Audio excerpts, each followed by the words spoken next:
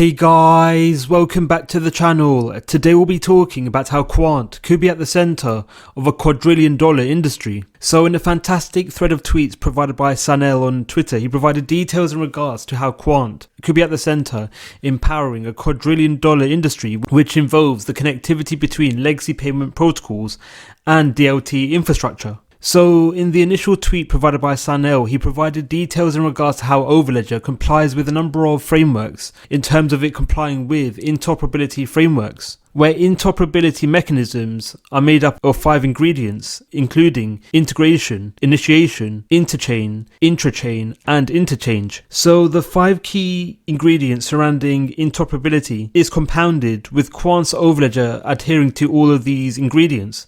So this puts Quant and overledger ahead over the vast majority of other DLT offerings on the marketplace, which are centered around providing interoperability frameworks, be it within legacy network protocols or DLT infrastructure, or even between the connectivity between DLT systems and legacy payment protocols or networks in general. So Sanel also provided details in regards to the total value locked within a number of industries around the world, where he mentioned to how assets of financial institutions worldwide amount to approximately $1.54 quadrillion. So the significant amounts of value associated with financial institutions is coupled with such payments and value being transported and stored between varying legacy payment infrastructures around the world or within a given nation, where such value systems and payment protocols can be exchanged between varying bodies around the world, especially between nations, through the utility of the SWIFT payment protocol. And real-time gross settlement procedures, or RTGS, can also be rolled out and implemented to enable the seamless ability for such assets to be passed within a nation at a given time, especially between financial services, especially banks. So this tweet details how SWIFT and RTGS system protocols differ in terms of enabling the transferring of funds between a nation and around the world. So there's actually been a number of developments, especially surrounding RTGS system protocols, where a number of nations around the world are seeking to implement or make their RTGS system protocols compliant and compatible with DLT and blockchain infrastructure. So the wide-scale rolling out of RTGS systems which are compatible with DLT innovations and technology is compounded with such innovation and frameworks being set to have some degree of interoperability and connectivity and coordination with developments surrounding CBDCs, where the compatibility of DLT and blockchain infrastructure into RTGS system protocols is geared towards enabling RTGS systems to have some degree of compatibility and adherence to future CBDCs. So CBDCs are looking likely to be backed and built on top of a DLT or a given blockchain. So it makes abundant sense as to why nations are seeking to make their RTGS system protocols compliant with DLT and blockchain. So with the active integration of RTGS systems with future CBDC protocols, this could lead to the sending and verification of payments which could encompass quadrillion dollars worth of value.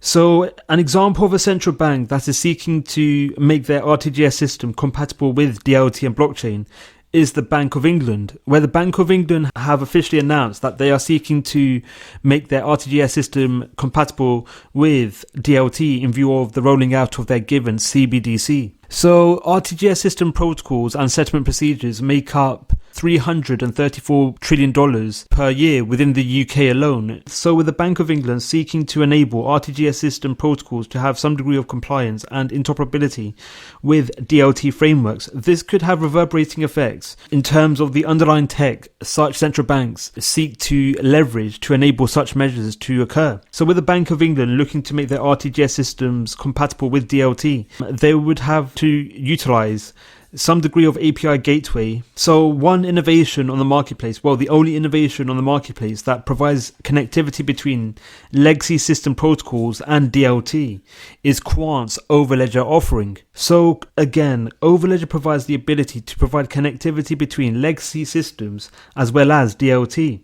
So with the intrinsic and innate qualities attached to overledger, this could potentially induce and enable the sending of funds between RTGS systems and CBDC frameworks and protocols. So with the significant amounts of value which could pass between varying payment protocols around the world, this could see overledger, well in the UK alone, being at the center of validating $334 trillion. And this is coupled with the vast majority of other central banks around the world seeking to roll out CBDCs. So such central banks would have to make their RTGS system protocols compliant and compatible with CBDCs. So again, such central banks may look to innovations, including overledger, to enable such frameworks and measures to arise. So another example of a central bank that is seeking to make their RTGS system compatible with DLT is the Swiss National Bank. So as indicated and displayed on this diagram, there would have to be some degree of API gateway utility in terms of providing connectivity between RTGS systems and DLT. And again, Quant could be at the center of enabling such actors to arise. So with central banks seeking to make their payment protocols and frameworks compatible with DLT, and with banks around the world, most notably in mainland Europe, seeking to implement and utilize DLT and blockchain to enable funds and datasets to pass between banks and financial bodies in Europe alone. This has actually been the case in mainland Europe, where the CNET CEA development has seen the utility and implementation of Quant's overledger ODAP offering, where the active utility and incorporation of Quant's overledger offering is geared towards providing connectivity between over 580 banks across Europe. So with the intrinsic qualities attached to overledger, which enables the active ability for legacy systems and DLTs to connect and interoperate, coupled with Quant and overledger already being integrated into banking and financial services in a number of regions around the world, most notably in mainland Europe, Quant could be at the center in enabling the validation and execution and the transferring of quadrillion dollars worth of assets around the world.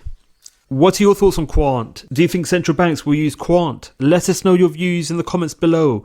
Thank you for watching Crypto Clan. Don't forget to like, subscribe and click on the notification bell. Let us know your views in the comments below. Thank you for watching and we'll see you in the next video.